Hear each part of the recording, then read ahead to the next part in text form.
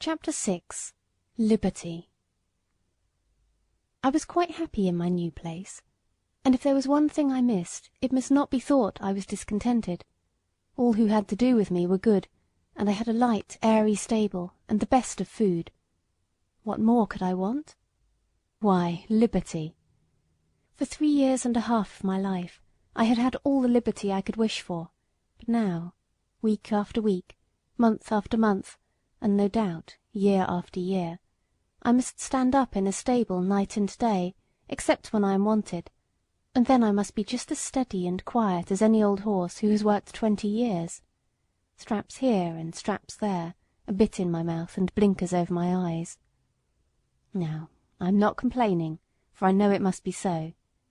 I only mean to say that for a young horse full of strength and spirits, who has been used to some large field or plain where he can fling up his head and toss up his tail and gallop away at full speed, and then round and back again with the snort to his companions, I say it is hard never to have a bit more liberty to do as you like.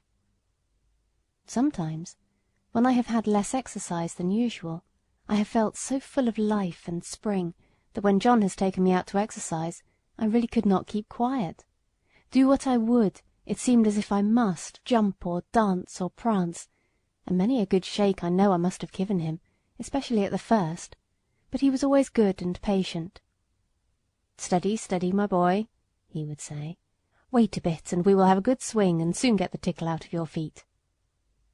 Then, as soon as we were out of the village, he would give me a few miles at a spanking trot, and then bring me back as fresh as before, only clear of the fidgets, as he called them.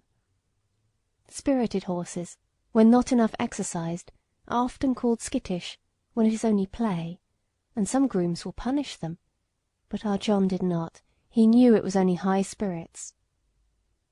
Still, he had his own ways of making me understand by the tone of his voice or the touch of the rein.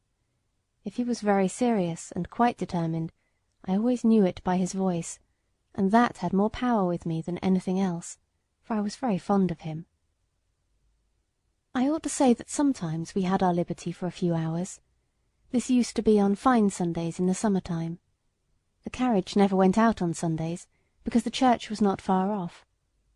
It was a great treat to us to be turned out into the home paddock or the old orchard. The grass was so cool and soft to our feet, the air so sweet, and the freedom to do as we liked was so pleasant. To gallop, to lie down and roll over on our backs, or to nibble the sweet grass. Then it was a very good time for talking, as we stood together under the shade of the large chestnut tree. End of chapter 6.